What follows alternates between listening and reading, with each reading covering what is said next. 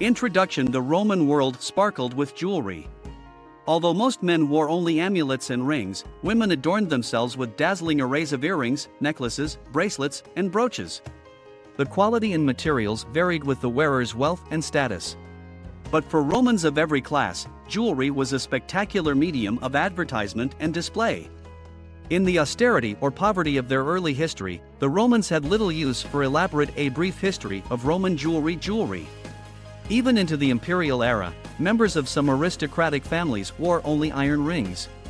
The 12 Tables, Rome's first legal code, forbade the burial of gold, besides dental work, with a corpse. During the war with Hannibal, another law limited the amount of gold jewelry that a woman could wear to half an ounce, roughly 1.5 grams. Shortly after the end of the Second Punic War, however, Rome's matrons led a public protest against the law on jewelry. This wasn't just about appearances. Roman women counted jewelry as part of their property and used it as a source of wealth in emergencies, but soon, thanks to the riches and skilled craftsmen of the newly conquered Greek East, jewelry was everywhere. By the early imperial era, the Roman elite had cast aside the last traces of the old restraint. Satirists described men with 6 rings on every finger, some so heavy that they only be worn comfortably in cool winter weather. Caligula's wife wore necklaces and earrings studded with emeralds and pearls, and braided strands of gemstones into her hair. In Petronius Satyricon, the wealthy freedman Trimalchio has scales brought in the middle of dinner to show his guests how much his gold jewelry weighs. Problems of provenance. Ancient jewelry has long been a fixture of the art market, and pieces usually pass through ill-documented private hands before reaching a museum display case. We know, however, that the vast majority of the ancient jewelry extant today was found in tombs, since almost everything above ground was melted down during the Middle Ages. We also know that Alexandria, Antioch, and Rome were the greatest centers of jewelry production, though it's usually impossible to tell where a given piece was manufactured. We'll begin our grand tour of Roman jewelry with the humble hairpin. Hairpins and earrings. Usually, like the example shown here, these were simple pins of metal or bone. More elaborate examples might be fashioned from gold or ivory, and feature miniature sculptures on their heads. Earrings were generally worn only by women, though the Moorish Emperor Macrinus reportedly had pierced ears. In any case, most earrings were simple hoops or hooks, ornamented, if at all, with a glass bead or two. More elaborate examples might feature golden discs and pendants. The lobes of the wealthy were weighted by spectacular confections like these. I especially like this earring, which features a harpy with a harp. As in the case of earrings, most Roman necklaces were simple. Necklaces and amulets. More ostentatious examples were threaded with gemstones, in this case, carnelians and pearls. Glass beads were the budget alternative to real gems. Necklaces often featured amulets designed to protect the wearer from sickness and misfortune. The most popular shape was a simple crescent. Roman boys, especially those from elite families, often wore a bulla, a protective charm in a case of lead or gold. Men might wear a phallic pendant for good luck and fertility, like this eye-catching example from Pompeii. Later in the imperial era, so-called magical amulets began to appear, carved with the images of such demons as the lion-headed Nubes and serpent-legged Abraxas.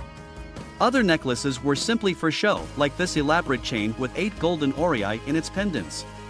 Peregrine pendants. Speaking of which, this video is sponsored by Peregrine Pendants, a Chicago-based specialist in crafting jewelry from ancient coins. Started by a collector who wanted to share the fascination of classical numismatics, Peregrine Pendants hand sets ancient coins in gold or silver mounts designed to showcase their beauty without damaging them in any way. The coins used range from Athenian tetradrachms of the 5th century BC to Byzantine gold pieces, Roman denarii, and a vast range of other ancient and medieval issues, all purchased from reputable dealers and guaranteed authentic. The setting of each coin is customized to suit its size and condition. However fashioned, each piece is delivered to the customer with a silver chain, jewelry pouch, and detailed information about the coin. If you're looking for a great holiday gift, or would like to incorporate a favorite coin of your own, ancient or modern, into a necklace, bracelet, cufflink, or ring, go to peregrinependants.com and use the code Toldenstone for 10% off any purchase. Brooches and bracelets. Back to jewelry. In the Roman world, both men and women used brooches to secure their garments. Everyday brooches were usually made of bronze, like this example of the so-called crossbow type. There were many other common types, such as the disc and the trumpet. More elaborate brooches might be miniature masterpieces of enamel work or even sculpture groups in miniature, like this lively scene of a hound attacking a boar. Among the more ostentatious examples were the golden brooches that late antique emperors awarded to officials on special occasions. Not to be outshone by their subordinates, the emperors themselves wore spectacular jeweled brooches, such as the one that sits on Justinian's shoulder in his famous mosaic portrait at San Vitale. Roman women often complemented their brooches with bracelets, like this impressive example featuring the knot of Hercules motif. Wealthy women might also wear armbands, like this stylish pair garnished with mermaids. Rings were the most common form of Roman jewelry, rings worn by all classes and fashioned from a dazzling range of materials. Wedding rings, like this example with a clasped hand motif, were worn throughout the Roman world during the imperial era. Much more utilitarian were the key rings, likely worn on necklaces, used to open doors and safes. The most characteristic of all Roman rings, however, are signet rings, used to seal and stamp documents and valuables. This simple bronze example, perhaps worn by a mariner, features a sea monster.